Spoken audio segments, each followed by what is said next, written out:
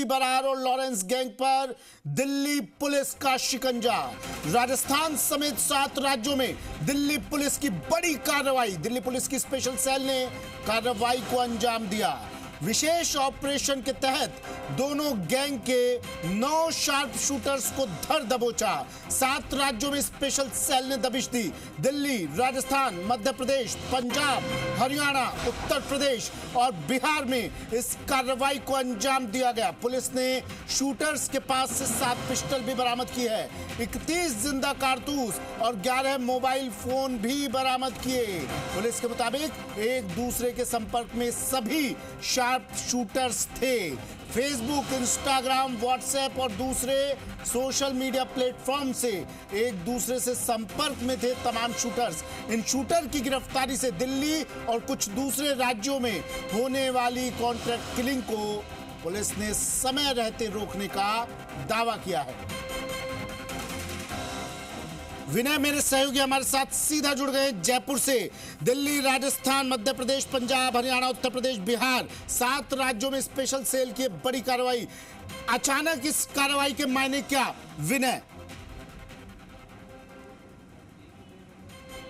जी सुमित, वाकई देखिए दिल्ली पुलिस की स्पेशल सेल ने 7 राज्यों में कार्रवाई करते हुए 9 शार्प शूटर्स जो हैं वो गिरफ्तार किए हैं, जिनसे बड़ी तादाद में हथियार, मोबाइल और अन्य सामान बरामद किया गया है। बताया जा रहा है कि जो तमाम शूटर्स गिरफ्तार किए गए ये आपस में कहीं ना कहीं इंटरकनेक्टेड थे, जो कि लॉरेंस बिश्नोई, रोहित गोदारा और जो गोल्डी बरार है इस गैंग के लिए काम कर रहे थे।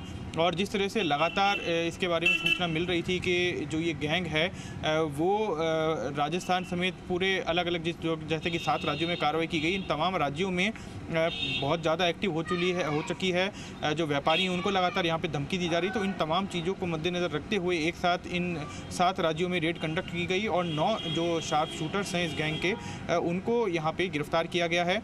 ये बात भी सामने आई है कि ये जो गैंग के सदस्य हैं वो कभी भी मोबाइल का या अन्य इलेक्ट्रॉनिक डिवाइसेस का इस्तेमाल एक दूसरे से संपर्क करने के लिए नहीं किया करते थे। महज सोशल मीडिया प्लेटफॉर्म के माध्यम से ही ये लोग आपस में कनेक्टेड थे। और साथ ही लॉरेंस बिश्नोई गैंग या रोहित गोदारा या गोल्डी बरार की ओर से इनको जो भी इंस्ट्रक्शन दिए जाते थे किसी भी वारदात को लेकर, वो भी सोशल मीडिया के अलग अलग प्लेटफॉर्म के जरिए दिए जाते थे ताकि पुलिस के नज़र में ये लोग आने से बचे रहें।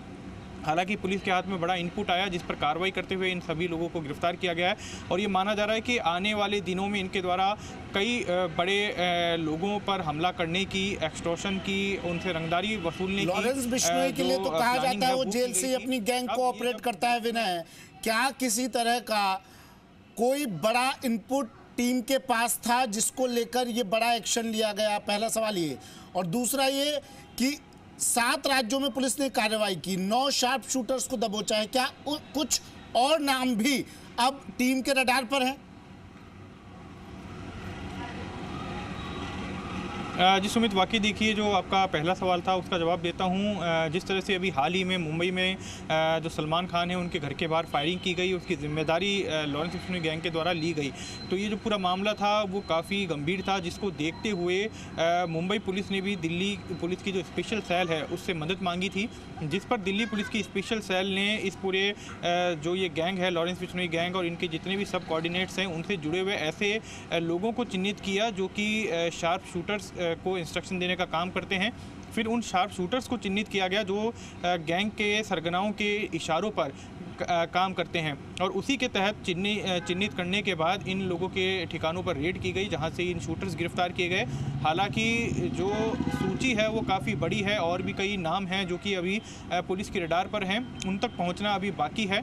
और जिस तरह से सलमान खान के घर पे जो फायरिंग हुई थी उसमें भी राजस्थान से भी कल ही नागौर के एक गाँव से गिरफ्तारी हुई है एक व्यक्ति की, जिसने सलमान खान के घर पे फायरिंग करने वाले शार्प शूटर्स को रैकी कराई थी और उनको आर्थिक सहायता मुहैया कराई थी।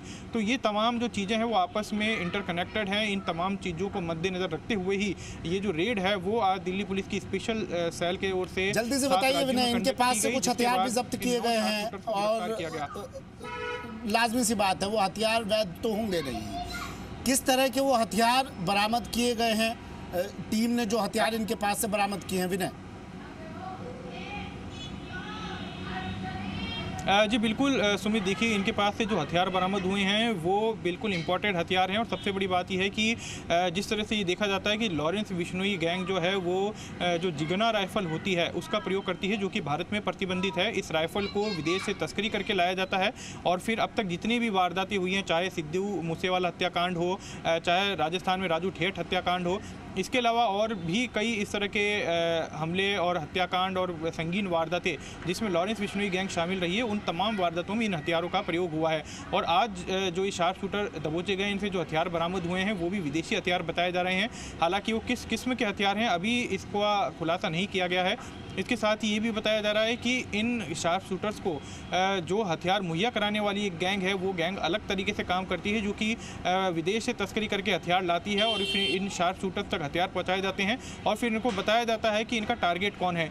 तो ये जो अलग गैंग है, हथियार की तस्करी करके लाना और साथ ही जो जिस व्यक्ति को टारगेट करना है उसके घर की रैकी कराना, उस शहर में रुकने का प्रबंध शार्प शूटर्स का करना, उनको आर्थिक सुविधा मुहैया कराना, ये एक अलग गैंग का काम है। तो इन तमाम गैंग के अंदर जितने भी लोग शामिल हैं, उन सभी लोगों को चिन्हित करके उनके खिलाफ जो एक बड़े व्यापक स्तर पर कार्रवाई की जो योजना है वो बनाई गई है। अभी शार्प शूटर्स दबोचे गए हैं, अब इनसे पूछताछ की जा रही है। पूछताछ में जो नाम सामने आएंगे उसके आधार पर फिर से रेड कंडक्ट की जाएगी और ये जो पूरा नेक्सस है लॉरेंस बिश्नोई गैंग का, इसको तोड़ने का जो प्रयास है वो किया जाएगा। जी सुमित, कॉन्ट्रैक्ट किलिंग को पुलिस ने समय रहते रोकने का दावा किया है, क्या साफ हो पाया विनय?